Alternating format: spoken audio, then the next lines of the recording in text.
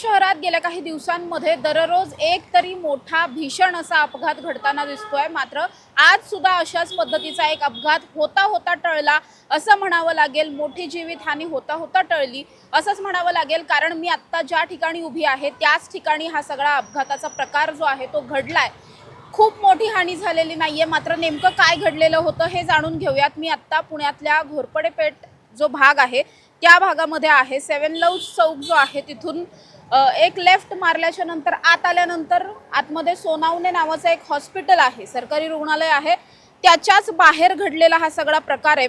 स्थानिकांकडून जे काही सांगितलं जात आहे त्यानुसार असं घडलेलं होतं की या ठिकाणी एक कुटुंब जे होतं ते टू व्हीलरवरती होतं आणि टू व्हीलरवर 4 लोक होते, म्हणजे पती पत्नी आणि त्यांची 2 मुलं असे 4 जण टू व्हीलरवरून चाललेले होते। मात्र असंही सांगितलं जात आहे की त्यातली जी महिला आहे या महिलेला फिट येण्याचा जो त्रास होतो तो तशा पद्धतीचा तिला त्रास होत होता, तिला चक्कर आल्यासारखं होत होतं आणि ती महिला खाली बघत होती कारण तिला गरगरत होतं। आणि त्याच वेळेस मागून एक PMPL ची बस आलेली होती, या बसचं सुद्धा फार काही लक्ष नव्हतं। अगदीच अपघाताचाच हा सगळा प्रकार आहे असं म्हणावं लागेल। कुणाची या सगळ्यात चूक होती वगैरे असं काहीच सध्या तरी दिसत नाहीये। जे काही इथल्या स्थानिकांनी सांगितलेलं आहे किंवा जे प्रथमदर्शनी जे लोक आहेत त्यांनी जे काही सांगितलंय त्यांनी असंच सांगितलंय की ही महिला नेमकी ती खाली वाकायला आणि मागून बस यायला एकच वेळ झाली, त्यामुळे या बसचा तिला धक्का लागला, ही महिला खाली पडली, त्याच्यानंतर थोडंफार रक्तस्राव वगैरे तिला होत होता।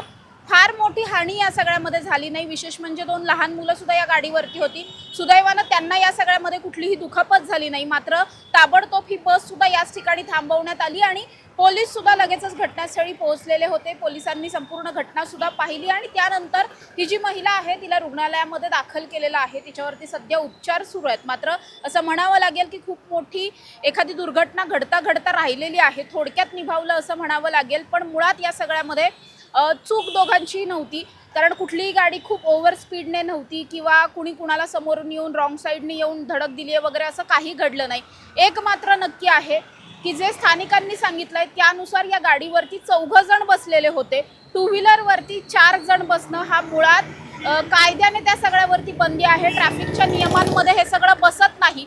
ट्रॅफिक पोलीस वारंवार हे सगळे ट्रॅफिकचे नियम पाळण्याबाबत सांगतात, मात्र तरी सुद्धा अनेकदा असे सगळे नियम जे आहेत ते तोडले जातात आणि सर्रासपणे नियम धाब्यावर बसवून टू व्हीलर चालवल्या जातात असं एकंदरीत दिसून आलंय। त्यामुळे आज ही जी दुर्घटना घडली ही खूप मोठ्या हानीमध्ये बदलली असती जर अगदी काही सेकंदांचा फरक पडला असता तर, पण सुदैवाने तसं घडलं नाही। पण मुळात अशा गोष्टी टाळण्यासाठी सर्व ट्रॅफिकचे नियम पाळणं हे किती गरजेचं आहे हे या प्रकरणामुळे पुन्हा एकदा उघडकीस येत आहे। सुदैवाने या संपूर्ण घटनेमध्ये फार जास्त हानी झालेली नाहीये, मात्र नेमकं काय घडलं होतं याचा तपास स्थानिक पोलिसांकडून केला जातोय। कॅमेरा पर्सन शिवाजी साळुंखेंसह समृद्धी जाधव, टॉप न्यूज मराठी, पुणे।